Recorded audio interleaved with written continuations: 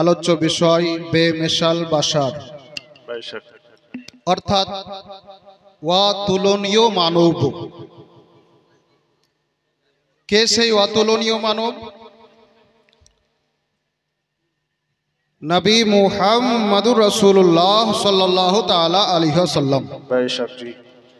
প্রত্যেকটি বাক্য মনোযোগ সহকারে শুনুন, সময় নিজ গতিতে ছুটছে। আমরা আহলে সুন্নাত ওয়াল জামাতের মানুষ, আমাদের আকীদা মত সুস্পষ্ট। আমার বিষয় হলো বেমিসাল বাশার, নবী পাক সাল্লাল্লাহু আলাইহি ওয়াসাল্লাম অতুলনীয় মানব।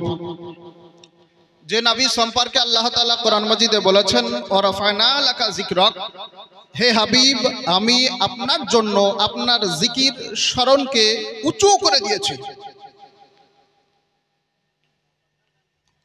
তো আল্লাহ তাআলা নবী পাক সাল্লাল্লাহু তাআলা আলাইহি ওয়াসাল্লামের স্মরণকে জিকিরকে উঁচু করে দিয়েছেন। এ নবী পাক সাল্লাল্লাহু তাআলা আলাইহি ওয়াসাল্লামকে আমরা মানুষ হিসেবে বিশ্বাস করি। আকীদা স্পষ্ট করুন। আমরা আহলে সুন্নাত ওয়াল জামাতের আমাদের আকীদা বিশ্বাস হলো আল্লাহ তাআলা দুনিয়াতে যোগ্য সুযোগ্য পুরুষগণকে নবী করে পাঠিয়েছেন, কোন মহিলা বা নারীকে নবী করেননি। আমাদের আকীদা যে আল্লাহ তাআলা মানুষকে, মানুষের মধ্যে পুরুষদেরকে নবী করে পাঠিয়েছেন। তা আমরা আমাদের নবী সাল্লাল্লাহু তাআলা আলাইহি ওয়াসাল্লামকে মানব হিসেবেই বিশ্বাস করি, মানুষ হিসেবেই বিশ্বাস করি, কিন্তু মহামানব অতুলনীয় মানব হিসেবে মান্য করি। এ কোথা থেকে পেলাম? ইসলামের দলিল থেকে পেয়েছি যে রাসূল পাক সাল্লাল্লাহু তাআলা আলাইহি ওয়াসাল্লাম অতুলনীয় মানব। তাহলে একটি আকীদা আপনার সম্মুখে স্পষ্ট হয়ে গেল যে কোন মহিলাকে নবী বলা যাবে না। বর্তমানে গায়র মুকাল্লিদ তারা মহিলাদেরকে নবী মানতে আরম্ভ করেছে, আমাদের মানা যাবে না, কোরআন তার প্রমাণ রয়েছে। তো যাই হোক, আমার বিষয় অতুলনীয় মানব। অনেক কিতাবে বহু হাদিস রয়েছে, মূল অংশটা শুধুমাত্র বলছি। নবী পাক সাল্লাল্লাহু তাআলা আলাইহি ওয়াসাল্লাম বলেছেন, বুখারী শরীফে একাধিক হাদিস রয়েছে, তার মধ্যে একটি হাদিস হলো 6851, আর একটি হাদিস হলো 7242। নবী আমার বলেছেন, আইয়ুকুম মিসলি, জি জি ভাই সাহেব, তোমাদের মধ্যে আমার মতো কে? আমার মতো তোমাদের মধ্যে কে আছে? নবী পাকের জামানায় আবু বকর সিদ্দিক ছিলেন, উমর ফারুক ছিলেন, সাহাবায়ে কেরাম ছিলেন, কেউ দাবি করেনি যে নবীর মতো আমরা। কোন সাহাবী দাবি করেননি। নবীগণের পর শ্রেষ্ঠ ব্যক্তি আবু বকর সিদ্দিক রাদিয়াল্লাহু তাআলা আনহু, উনি ছিলেন, উনিও দাবি করেননি যে নবী আমি আছি আপনার মতো।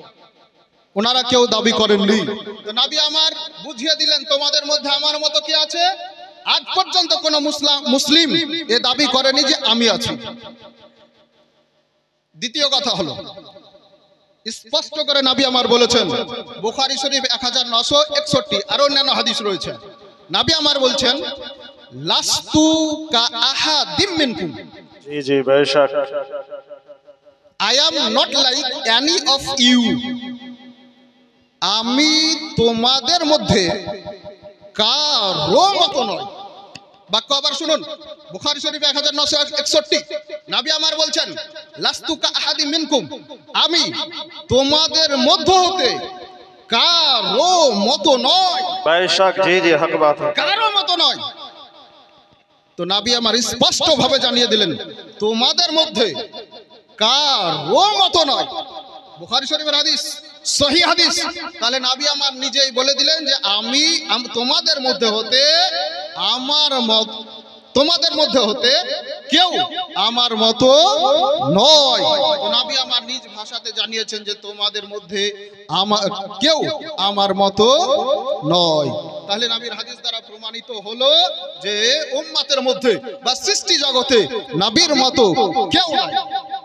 নবী রাসূল পাক সাল্লাল্লাহু আলাইহি ওয়াসাল্লাম নিজে বর্ণনা করে দিয়েছেন নবীর মতো কেউ নাই। আমরা সেই আকীদা অনুযায়ী এটাই বিশ্বাস করি যে নবীর মতো দুনিয়াতে কেউ নাই।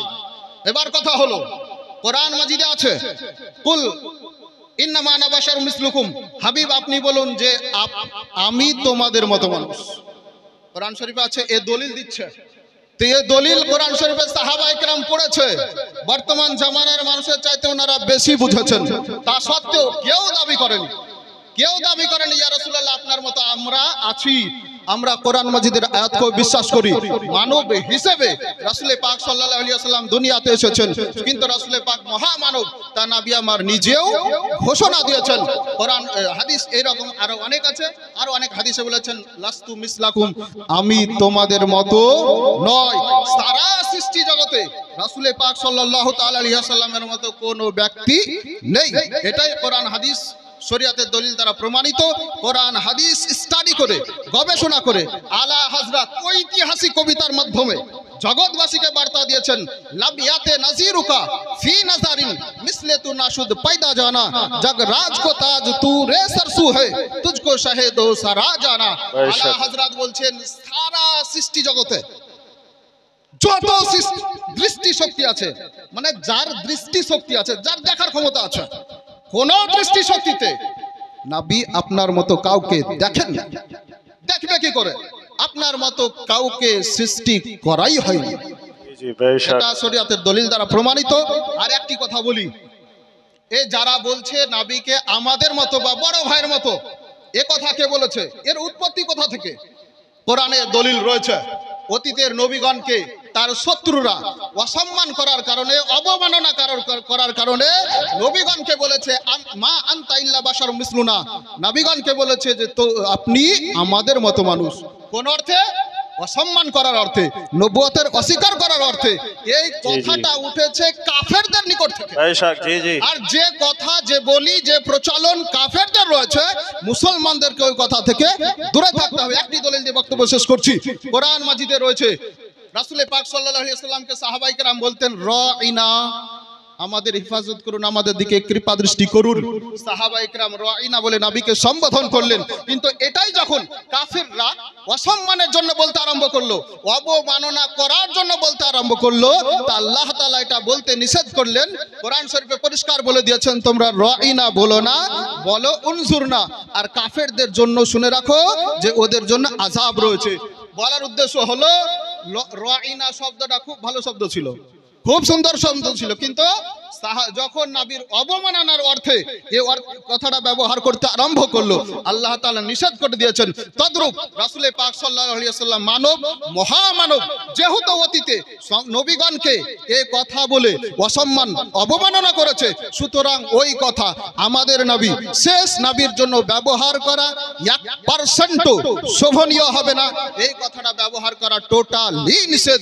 আল্লাহ তাআলা রাসূল পাক সাল্লাল্লাহু আলাইহি ওয়াসাল্লামকে অতুলনীয় মানব করে দুনিয়াতে প্রেরণ করেছেন। এখান থেকে বক্তব্য